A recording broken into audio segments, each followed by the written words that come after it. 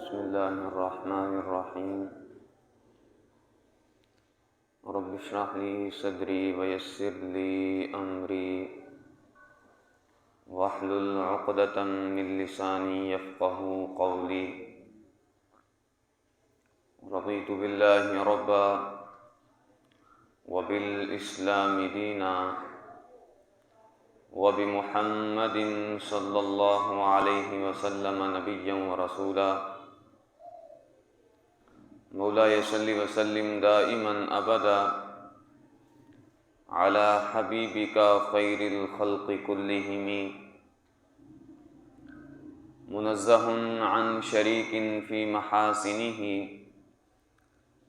فجوهر الحسن فيه غير منقسم محمد تاج رسل الله كاتبة محمد صادق الاقوال والکلم محمد ذکرہ روح لانفسنا محمد شکرہ فرض علی الامم رب صل وسلم دائما ابدا علی حبیبک خیر الخلق کلہم یا رب بالمصطفى بلغ مقاصدنا واغفر لنا ما مضى يا واسع الكرم ان الله وملائكته يصلون على النبي يا ايها الذين آمنوا صلوا عليه وسلموا تسليما خشک شاخوں کو وہ تازہ گلاب دیتے ہیں، عہد پیری کو وہ پھر سے شباب دیتے ہیں۔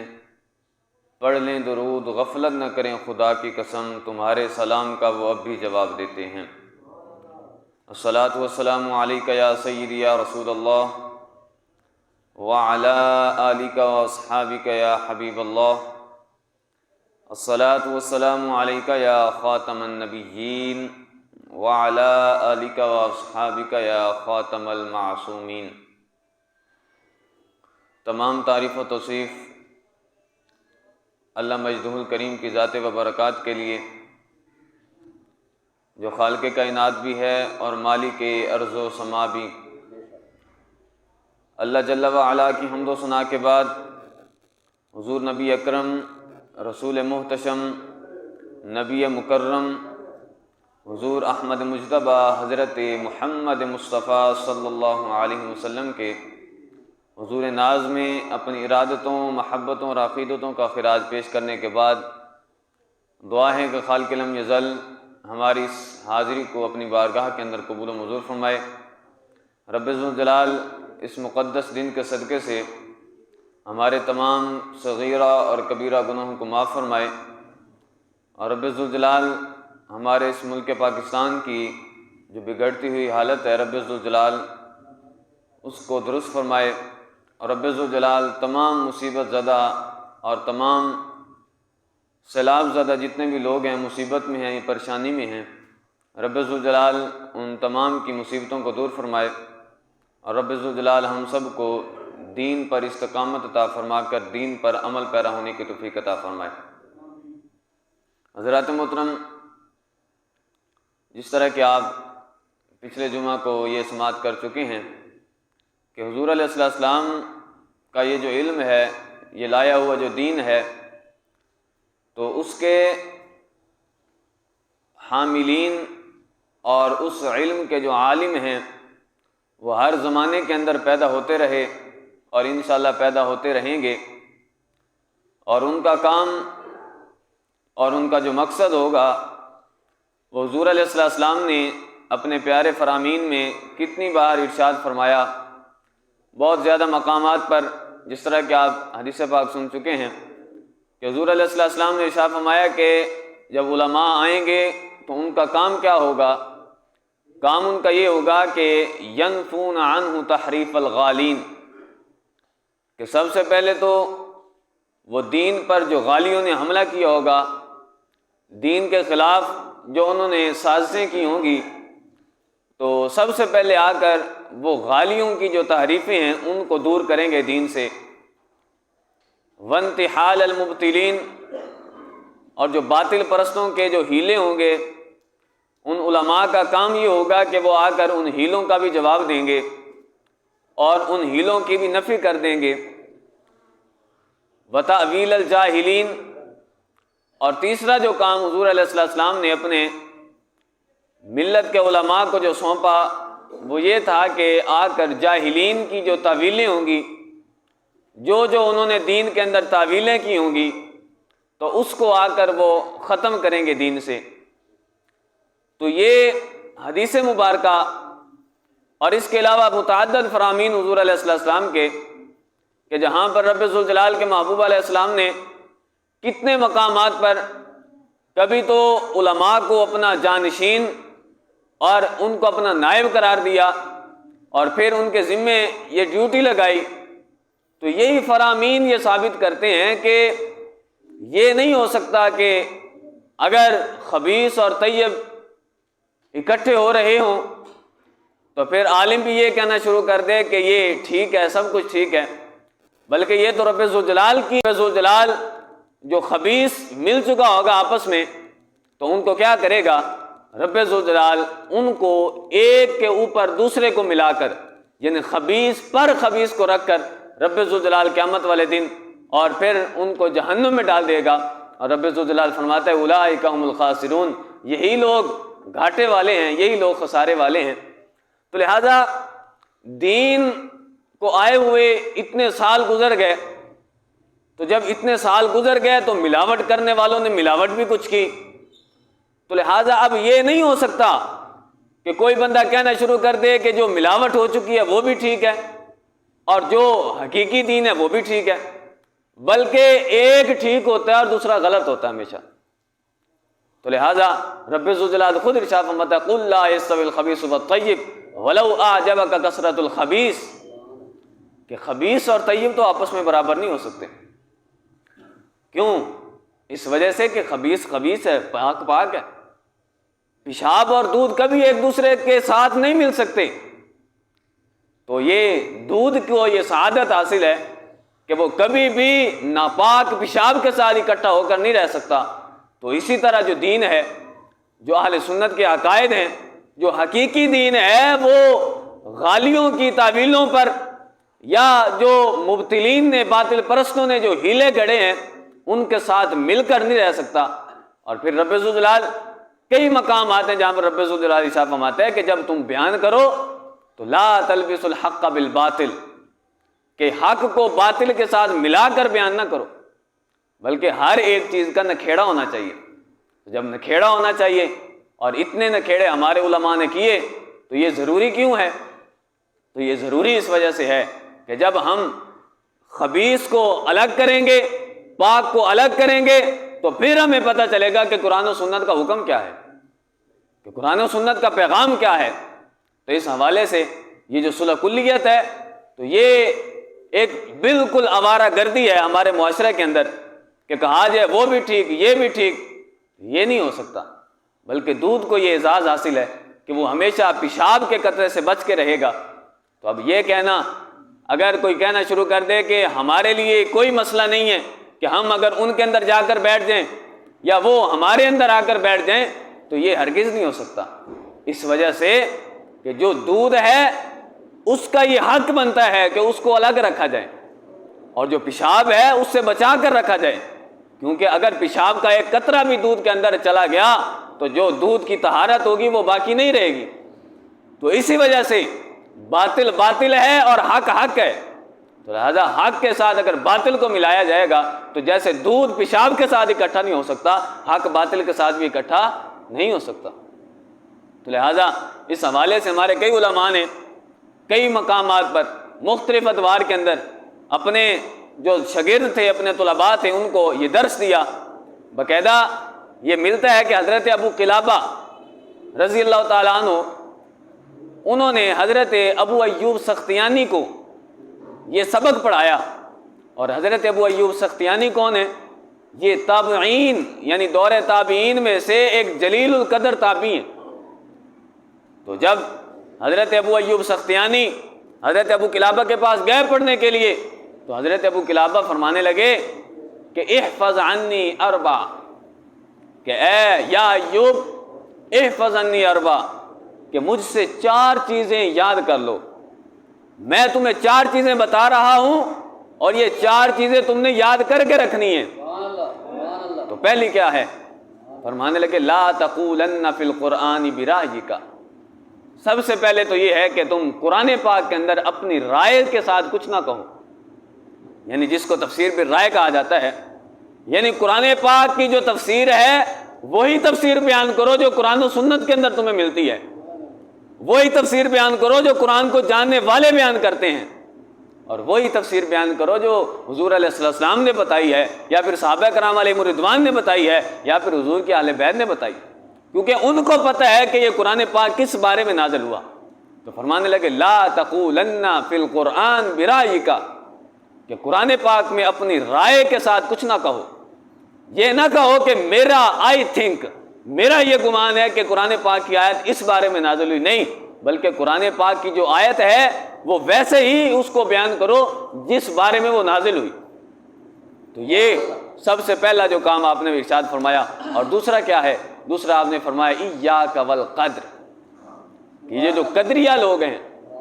قدریہ لوگ دور صحابہ کے اندر ہی پیدا ہو چکے تھے، اور قدریہ لوگ ان کا عقیدہ کیا تھا؟ جس طرح آج کے مختلف ادوار میں ہمارے پاس کئی باطل فرقے آ جاتے ہیں، تو اس وقت کا ایک سب سے بڑا، یعنی بڑے فتنوں کے اندر ایک فتنہ یہ بھی تھا، قدریہ جن کو کہا جاتا تھا۔ اور ان کا عقیدہ کیا تھا؟ ان کا یہ وہم ہوتا تھا، یعنی ان کا وہم ہی ہوتا جس کو اپنا وہ عقیدہ مانتے تھے، وہ اللہ تعالیٰ کی تقدیر کو نہیں مانتے تھے، یعنی یہ جو رب ذوالجلال نے ہمارے لیے سب کچھ لکھ دیا ہے ازل کے اندر ہی، کہ رب ذوالجلال، ہم تو یہ کہتے ہیں کہ رب ذوالجلال کو معلوم تھا کہ کون کیا کرے گا اور کس نے کیا کرنا ہے، کون کتنی زندگی جیے گا، تو رب ذوالجلال کو سب پتا تھا، ہم تو یہ مانتے ہیں رب ذوالجلال کی یہ تقدیر ہے، لیکن وہ یہ کہتے تھے کہ رب ذوالجلال کی جو تقدیر ہے اس کو ہم نہیں مانتے، یعنی رب ذوالجلال کا جو لکھا ہوا ہے اس کو نہیں مانتے تھے، بلکہ کہتے تھے کہ جب کام ہو جاتا ہے اس کے بعد رب ذوالجلال کو معاذ اللہ پتہ چلتا ہے۔ تو وہ قدریہ لوگ تھے۔ تو آپ نے ارشاد فرمایا حضرت ابو قلابہ نے کہ اے ابو ایوب سختیانی، حالانکہ حضرت ابو ایوب سختیانی کوئی عام بندے نہیں تھے، وہ ایک جلیل القدر تابعی تھے اور ایک عالم بھی تھے۔ تو جب ایک عالم کے لیے ان چیزوں کا ہونا ضروری ہے، اگر عالم کے لیے یہ چیزیں ضروری ہیں تو ایک عام بندے کے لیے تو بدرجہ اولیٰ ثابت ہوں گی۔ تو آپ نے فرمایا پہلی بات تو یہ ہے کہ لا تقولن فی القرآن برأیک، کہ قرآن پاک میں اپنی رائے کے ساتھ کچھ نہ کہو، اور دوسرا یہ ہے کہ ایاک والقدر، یہ جو قدری فرقہ ہے، یعنی رب ذوالجلال کی تقدیر کو نہ ماننے والے، رب ذوالجلال کے لکھے ہوئے کو نہ ماننے والے، ان سے بچ کے رہو۔ اور پھر یعنی تیسرا جو کام حضرت ابو قلابہ، حضرت ابو ایوب سختیانی کو بیان فرما رہے تھے، وہ تیسرا کام یہ تھا کہ اذا ذکر اصحاب محمد صلی اللہ علیہ وسلم فامسک، کہ جب اصحاب رسول علیہ السلام کا ذکر کیا جائے تو پھر اپنی زبان کو روک لو، یعنی یہ مطلب نہیں ہے کہ تم شانِ بیان نہ کرو، بلکہ مطلب یہ ہے کہ جب ان کے بارے میں کچھ غلط بیان کیا جا رہا ہو اور تمہارے سامنے بیان کیا جا رہا ہو تو فامسک، تم اپنی زبان کے ساتھ کچھ نہ بکنا، اپنی زبان کو روک کے رکھنا، کہیں یہ نہ ہو کہ حضور کے پیارے اصحاب کے بارے میں تم سے کوئی بد کلامی ہو جائے، تمہارے منہ سے کوئی ایسا جملہ سرزد ہو جائے جو ان کی شان کے خلاف ہو۔ تو فرمایا وَإِذَا ذُكِرَ أَصْحَابُ محمد صلی اللہ علیہ وسلم فَأَمْسِكْ، کہ اپنی زبان کو روک لینا۔ اور تیسرا کام جو ہمارے موضوع کا حصہ ہے اور سب سے زیادہ ضروری ہے، فرمانے لگے کہ 3 باتیں تو تم نے یاد ہی رکھنی ہیں، یعنی کبھی کبھی یہ ہوتا ہے کہ جو اہم بات ہوتی ہے وہ آخر میں لائی جاتی ہے۔ تو پہلا فرمایا کہ قرآن پاک میں اپنی رائے کو نہیں بیان کرنا، لا تقولن فی القرآن برأیک، کہ قرآن پاک میں اپنی رائے کا کوئی دخل نہیں دینا، بلکہ وہی بیان کرنا ہے کہ جو قرآن پاک جیسے نازل ہوا، وہی بیان کرنا ہے کہ جو حضور علیہ السلام نے بیان کیا، اور ویسے ہی بیان کرنا ہے کہ جس طرح باقی تمام اصحاب عدل بیان کرتے ہیں۔ تو یہ باتیں ہیں۔ اور جو چوتھی بات فرمائی وَلَا تُمَكِّنْ أَصْحَابَ الْأَهْوَاءِ مِنْ سَمْعِكَ، فرمانے لگے کہ تیسرا کام یہ ہے، بلکہ چوتھا کام یہ ہے کہ تم یہ جو اصحاب احوا ہیں ان کو اتنی طاقت نہ دو کہ وہ تمہارے کان میں کوئی بات کہہ دیں۔ یعنی اصحاب ہوا کسے کہا جاتا ہے؟ ہوا عربی کے اندر کہتے ہیں کہ خواہش، ہرس، خواہش کو کہا جاتا ہے۔ تو جن جن لوگوں نے دین کو اپنی رائے کے تابع کیا، تو جن جن لوگوں نے اپنی رائے کو دین کے اندر ڈالا اور کہا کہ ہماری چونکہ یہ خواہش ہے کہ دین ایسا ہونا چاہیے، تو وہ بنتے اصحاب اہوا۔ اور اصحاب اہوا آج کے دور میں آپ دیکھ سکتے ہیں، جو بھی قرآن و سنت سے ہٹتا ہے، وہ چاہے رافضی ہو، چاہے دیابنا میں سے ہو، چاہے کوئی وہابیہ میں سے ہو، یا پھر اس کے علاوہ کوئی شیعہ ہو، اس کے علاوہ جو بھی مختلف معاملات ہیں، جو بھی قرآن و سنت سے ہٹ کر بیان کرے گا وہ اصحاب ہوا میں سے کہلائے گا۔ تو یہ وہ باتیں ہیں کہ جو ہمارا دین کہتا ہے کہ تم بیان کرو، لہذا ان کو سننے میں بھی اور بیان کرنے میں، کیونکہ جب ہم حق پر ہیں، ہمارا دین حق ہے، جس کو لائے ہوئے 14 سال گزر چکے لیکن کوئی اس کو بدل نہیں سکا، اگرچہ لوگوں نے دین میں تحریفیں کی لیکن ہمارے علماء نے ہر محاذ پر ان کا مقابلہ کیا۔ تو آپ حضرت ابو قلابہ فرمانے لگے کہ اے ابو ایوب، چوتھا کام تمہارا یہ ہے، وَلَا تُمَكِّنْ أَصْحَابَ الْأَهْوَاءِ مِنْ سَمْعِكَ، کہ کسی بد عقیدہ بندے کا تم نے بیان نہیں سننا، کسی بد عقیدہ بندے کا تم نے بیان نہیں سننا، کہیں یہ نہ ہو کہ کوئی وہ باطل بات کہے اور تمہارے ذہن میں بیٹھ جائے اور تم معاذ اللہ اس کے پیچھے چلنا شروع کر دو۔ تو یہ ایک جلیل القدر تابعی تھے،